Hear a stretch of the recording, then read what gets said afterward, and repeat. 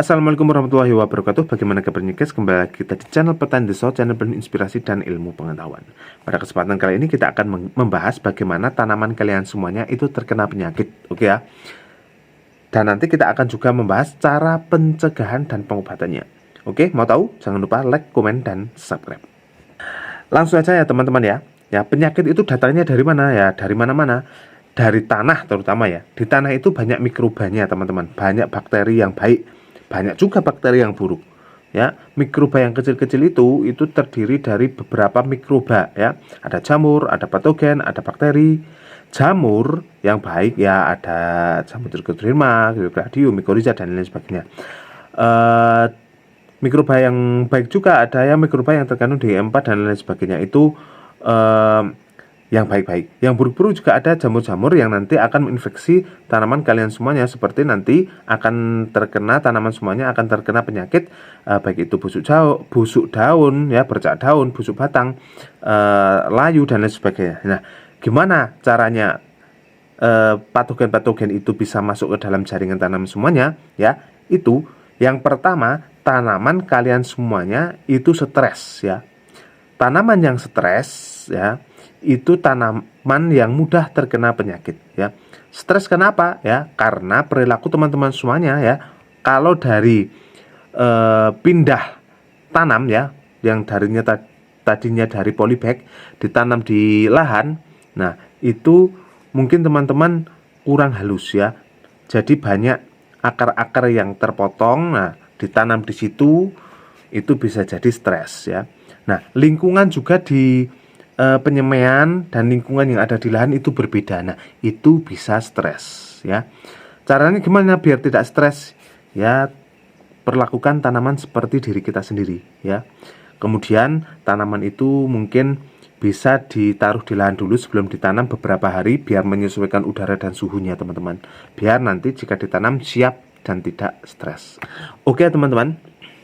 Yang kedua yaitu cuaca. Ya, cuaca yang bagaimana? Yang kering, yang lembab, ya, yang panas, yang hujan. Nah, lahan kalian semuanya apabila lembab, ya, basah, terlalu basah, lembab, ya teman-teman, itu patogen-patogen itu akan aktif beberapa kali lipat untuk siap menginfeksi tanaman kalian semuanya. Nah, caranya bagaimana?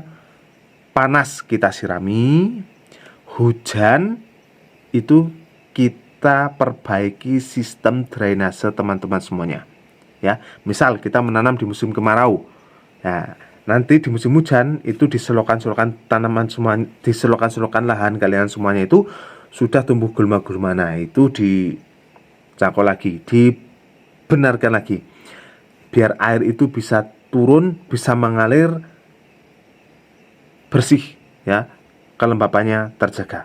Oke teman-teman ya, itu yang kedua. Yang ketiga, nah ini di musim kemarau biasanya teman-teman lupa untuk menyiram. Nah, usahakan lahan kalian semuanya itu tetap lembab, tetapi tidak terlalu basah ya, tetap lembab, tidak terlalu basah. Caranya gimana? Ya kita siram aja. Ya, siram pagi hari, sore hari. Jangan di siang hari. Karena apa? Kalau dia siang hari seperti tubuh kita ya, misal tubuh kita itu tanaman, tubuh kita ini terkena air, sedangkan kondisi tanah itu panas. Nah, air yang mengenangi tubuh kita ini itu adalah air panas. Nah, nanti akan membuat tanaman stres. Oke ya teman-teman ya, itu.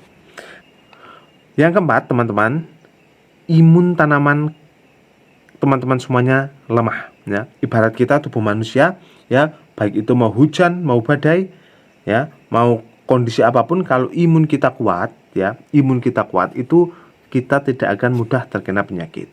Ya. Nah, di tanaman ini juga seperti itu. Nah, caranya biar meningkatkan imun tanaman gimana? Nah, tanaman itu kasih makanan yang sifatnya meningkatkan imun. Ada kalsium dan kalium, ya. Kalsium itu unsurnya CaO, itu yang mudah diserap tanaman. Itu ada boroni ya teman-teman ya, yang biasa kita gunakan. Kemudian di kalsium ya semprot dan lain sebagainya, itu kan ada pupuk yang grower itu yang untuk buah-buah itu kaliumnya tinggi. Nah, itu teman-teman bisa gunakan. Oke teman-teman, jika 4 hal ini ya teman-teman sudah jaga, tetapi tanaman kalian semuanya tentunya tidak akan sehat semuanya, pasti akan sakit ya, pasti ada yang terkena penyakit, entah itu 1, 2 dan sebagainya. Nah, 1, 2 ini teman-teman itu bisa menular kalau tidak kita lakukan pencegahan. Nah, langkah-langkah yang kita lakukan teman-teman ada 2, yaitu preventif dan kuratif. Preventif itu pencegahan, kuratif itu penanganan. Oke ya, kita tembak, misal musuh itu kita tembak, bukan kita membuat benteng lagi, kita tembak. Nah, gitu. Nah, caranya gimana? Nah, mungkin ya teman-teman bisa membuat SOP sendiri, langkah-langkah preventif seperti apa. Teman-teman bisa semprot 5 hari sekali, 4 hari sekali, seminggu sekali. Teman-teman bebas. Nah, preventif ini teman-teman menggunakan ya fungisida yang cara kerjanya adalah sistemik ya.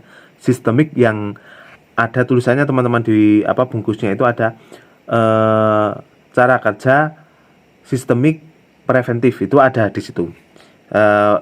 Yang terbaru, kemasan-kemasan yang terbaru itu ada. Nah, itu yang kalian gunakan. Sistemik kontak yang cara kerjanya adalah preventif ya. Misal 5 hari sekarang, 5 hari ini teman-teman menggunakan sistemik, oke. Kemudian 5 hari selanjutnya teman-teman menggunakan kontak. Nah, yang preventif, oke ya. Jika masih ada ya, tentunya tetap pasti ada ya teman-teman ya.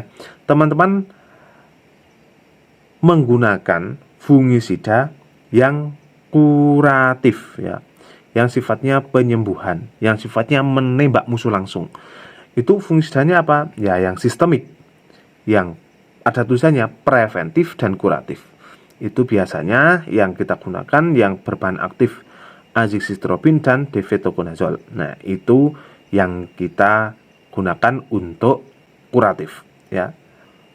Oke guys ya, 4 hal ini ya kalian jaga, kemudian kalian menentukan langkah-langkah preventif dan kuratif itu tadi, insya Allah kalian akan panen secara memuaskan ya.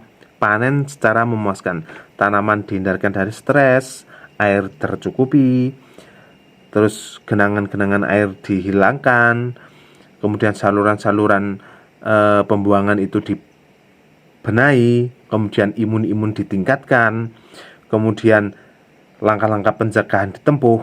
Insya Allah teman-teman akan panen secara memuaskan. Walaupun pemula, insya Allah akan berhasil ya.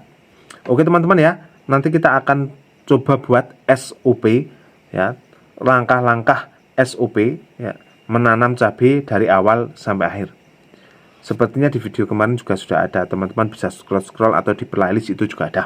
Oke ya teman-teman, itu aja ya. Semoga teman-teman tetap semangat dan jangan putus asa.